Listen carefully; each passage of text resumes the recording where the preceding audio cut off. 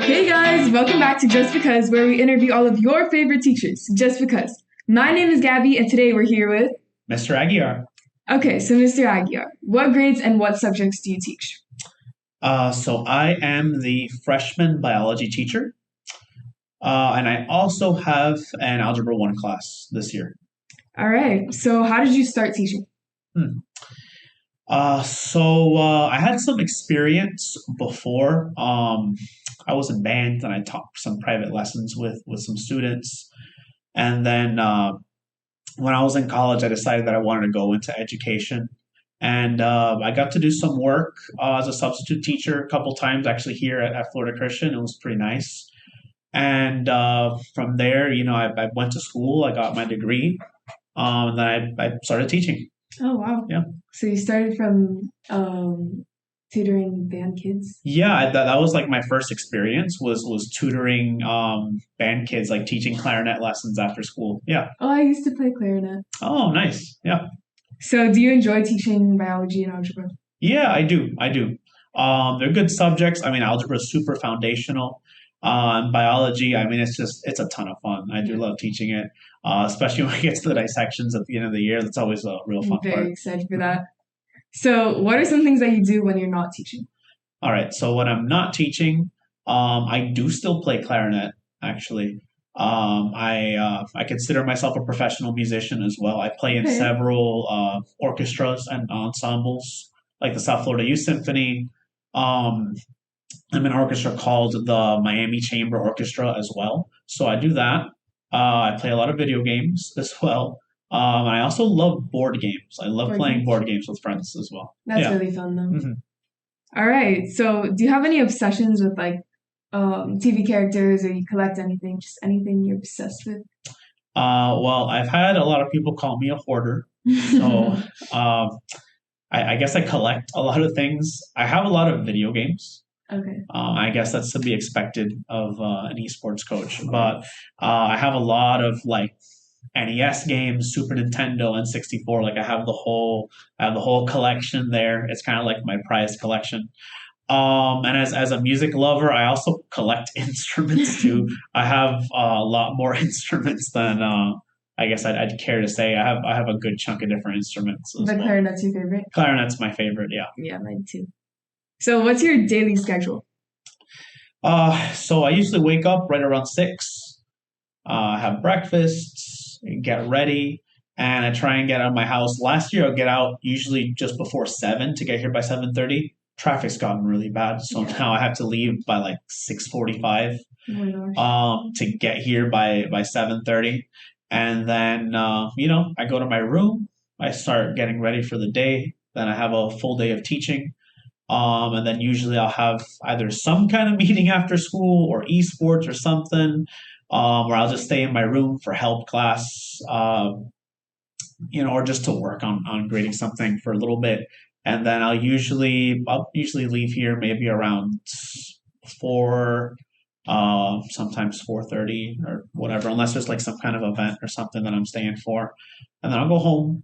And then I usually rest for a little bit, and then I'll usually make dinner sometime, maybe like an hour or two after I get home, because I do actually really enjoy cooking. What's your So favorite thing to cook? probably steak. I love Steak? steak. Yeah, Steak is so good. yeah. What about your schedule on weekends? Oh, all right. On the weekends, when I can, I like to sleep in. Um, Usually, like Saturdays is like chore day for me. So that's when I try and take care of the laundry and like clean up, fix up the house and everything. So we try to do, try and see friends and things like that. Yeah. Yeah, usually weekends I'm trying to relax, or just not doing too much over the weekends. But my typical day I mean, it'll change depending on what I've got going on. So Yeah. yeah. All right. So, what's the best joke you've ever heard? Oh boy. Okay. Um, I I think I have one. So there's this guy who was driving out in the desert. Okay, and it got to the point where he ran out of gas, had no clue, he was completely lost, and so he gets out of the car and he does the classic thing that you're not supposed to do. He starts wandering. And so he's wandering throughout the desert trying to find something, some sort of civilization. He's out there for hours. Now he's completely lost, doesn't know where his car is. He finally happens upon like this obelisk that's off in the distance. He thinks he's hallucinating. So he makes his way over to the obelisk and he sees this giant snake wrapped around the obelisk. And so he's shocked, and he's even more shocked when the snake starts talking to him. And so the snake introduces himself. He says that his name is Nate. He's Nate, the snake, and that he notices there's a lever, this large lever next to the snake. And the snake basically tells him he's this guardian of this lever, that if the lever were ever to be pulled, all of humanity would die. So the snake is there as a guardian.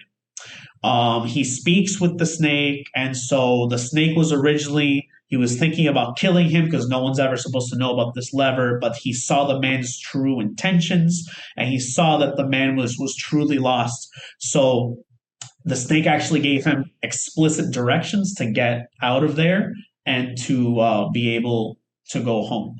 And so the man thanked the snake, and then he went home. Years passed by. The man ends up, gets back to civilization. He's fine. He ends up finding the love of his life. He has a kid. Time moves on. One day, he decides to take his kid out on a trip to the desert again, right? And so he's driving out in the desert, and then he thinks of all those years ago of old Nate, and he decides, you know what? I think I have an idea of how to get to him. I want to introduce him to my son and thank him for everything that he did for me. So he starts driving his vehicle out into the desert, right?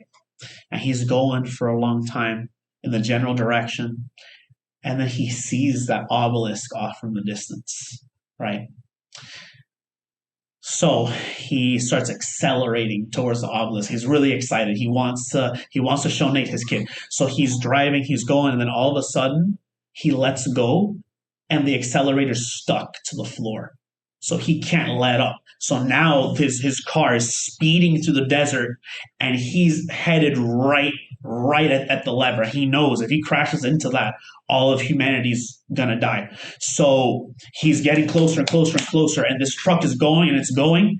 And the last second, he decides to swerve. He crashes into the obelisk. He destroys it. He runs over poor Nate the snake, completely like killing him immediately. He gets out of the car. He looks at the damage and he says, "Well, better Nate than lever." There you go. That's my favorite joke. I hope you enjoyed it. Okay. So if you weren't working at FCS, where would you be working? Honestly, I don't know. Um, I mean, I did teach at other schools before at Florida Christian, but I will be honest, I was about ready to quit teaching. I taught in the public school for like 3 years, and things were just really, really difficult there.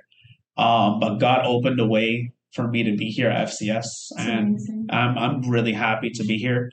Um, I don't really know what I feel like. I think I will be doing a different career besides teaching if Like I completely wasn't. different. Yeah. At one point, I was considering getting into like the computer science field, like maybe IT, something like that, because I've always liked computers and that kind of stuff. And I always loved doing music on the side. It's hard to make money doing music. Yeah. But honestly, like I might just be doing something completely different. But I kind of like found my way back home with Florida Christian, and I'm Yeah. I'm very happy to be here, and I'm grateful to have been given this opportunity. So yeah. Yeah, for sure. Mhm. So what's your dream accomplishment? Like something that won't necessarily happen, but you'd be super happy if it did. Hmm. Dream accomplishment. I gotta think about that one. Hmm. Getting teacher of the month. No, that would be really cool though. That would be I cool. would I would like I would hang that up or something. No, but I think either like maybe being a member of like a full-time orchestra that like plays consistently and like has concerts. I think like that would be something really cool to be a part of. Or being the coach for esports statewide champions. I've got my fingers crossed here for this season. We'll see what happens. That'd be really cool. Or I guess you know what else? Just honestly being able to say like I have all my debts paid off, like my house is paid off, my car's paid off, and I'm just able to like live Yeah. comfortably. Like that'd be really cool too. Even that in itself would be a really nice accomplishment to have like down the road. So Okay, okay. yeah. So, what's your favorite sport? Okay. I'm going to say esports, specifically competitive Smash, but if I cannot say that for the people that are going to argue with me about esports being a sport, not esports as a sport, but um, if we're talking about more traditional sports, I'm going to say soccer. Soccer? Yeah, soccer. I really like volleyball too, as well. Like to play or just like do you like them better to play them or to watch them? Those would be my favorite sports to actually play, but honestly, probably watch too. Yeah, So both. yeah. So both. All right. Yeah. So what was your dream job when you were younger, like in middle school and high school? Ooh. Well, for a long time, I wanted to be a doctor. Actually, I mean, biology, Yeah. medicine. I guess they tie in. But I ended up going into education. I also have a music degree as well, so I have two degrees. So Mm, okay. I went into music and education, respectively. So, but for a long time, I did want to be a doctor. So that was like my thing, So you like have like a middle little bit school. of everything, Yeah, like yeah, science, I guess so. Yeah, I do. music. I do. Yeah.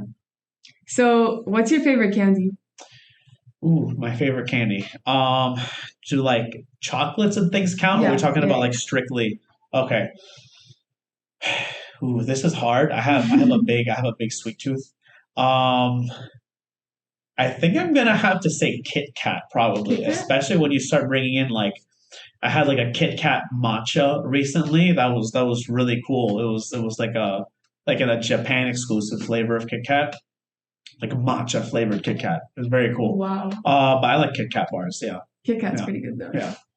What's your favorite fruit and vegetable? Hmm. For fruit, I want to say either orange or pineapple, probably. I'd say are my favorite fruits. Or if we want to go really exotic, dragon fruit. I'm a sucker for Dragon dragon fruit? fruit. Yeah, especially like in stuff. I love dragon fruit. I've never tried dragon fruit. Really? Yeah. You should try it. I know shout out here, Robert is here down in Homestead. They have a great dragon fruit shake. And Starbucks has like a dragon fruit refresher that you could try as well. That's pretty good too. So All right. And then and vegetable? then vegetable, I like kale. A lot of people hate kale, but I actually like kale. Actually, more than kale, I want to say Brussels sprouts. Brussels? And I've never tried Brussels most sprouts. people hate Brussels sprouts, but like the way, like I make them in the air fryer, and I make like this glaze that I put over them. I love how they come out. So I love Brussels sprouts Hey, if that's if they're good. made right. If they're made right, If they're made right. yeah. Only if they're made in the air Yeah, fryer. because if they're just like boiled with no seasoning, they're gonna taste nasty. That's how most people like. That's most people that have eaten Brussels sprouts. They've eaten like some boiled Brussels Yeah. sprouts that maybe just have like salt on them, and that's it. They don't taste good. No, All right. gotta be made right. Yeah. So, since you're a biology teacher, Hmm. tying this into our class, Yeah. what's your opinion on genetically modified foods like fruits and Ooh. vegetables? All right. Well, you've heard me talk about this already in Yes. class. So I think that GMOs are good for you. All right, despite what like all the advertising and marketing says. If you've eaten a fruit or a vegetable, you've eaten a GMO. Right? Like, or the original bananas, their seeds were huge and they're super bitter. They taste gross. So thanks to GMOs, we can actually enjoy bananas. Same thing with like watermelons, right? Original watermelons from a couple hundred years ago were tiny, had these big seeds, were full of seeds. You could barely enjoy the fruit. So, and honestly, GMOs have saved millions of lives. Like I'm talking millions of people over the course of years would have died from starvation if it wasn't for GMOs. So I think that, Wow. yeah, I think that GMOs are a great thing. And not everything that is genetically modified is necessarily bad, right? Yeah, sometimes it works for the better. Yeah, absolutely. All right. So, if you were a celebrity, what would you want to be famous for? Mm, that's an interesting one. So if I was a celebrity, and honestly, with all the stuff that's coming out of Hollywood nowadays, and like all these stories that we hear from like all these cases and accusations of people, honestly, I think I just want to be known for my integrity. Yeah. I'd want to be known as someone that's trustworthy and honest. I feel like that's something that at least like out of Hollywood and out of like celebrities, I feel like that's something that's just not seen anymore, you know? Yeah, for sure. That's that's a good way to be known for. Mhm. All right, and last question. Okay. What is the best, funniest, or just weirdest classroom experience you've ever had? Oh boy. That's the funniest or weirdest. Oh, I've had I've had a lot. Um I've had a lot of weird things being asked of me or just like bizarre experiences.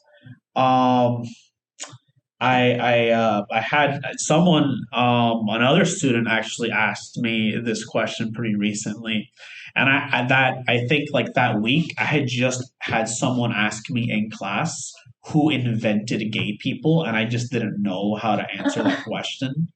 And I've just had very like oddball questions, just random, like very random. Freshmen can be incredibly random. Yeah, And it's something for that sure. I do love teaching freshmen, but some of the things that like it's hard to remember. That was one example because I had been asked this question before by somebody else, but that's not like an outlier. That's just an example of one of the Yeah. questions. Not to shame the person that asked it or anything. It's just sometimes I'll be going through my lecture and then someone will ask me like like in another class I had we were talking about what have we been doing recently? I think we were talking about either beginning to talk about cells or we were finishing talking about biomes from the last chapter. And someone like in your class, I think started like asking me a question about like communism, like in Venezuela or something. I don't know if you remember that, but just Oh, like out of left field, like random, random questions that have nothing to do with what I'm talking about. That's like a daily occurrence for me, and it's just like bizarre, but I love it. because it's I just love like it. you say one thing and then you get them thinking, and then like, oh wait, genetically modified fruits, communism in Venezuela. Yeah, yeah. I mean, I've had interactions like that before, and it's really funny to me. So, yeah.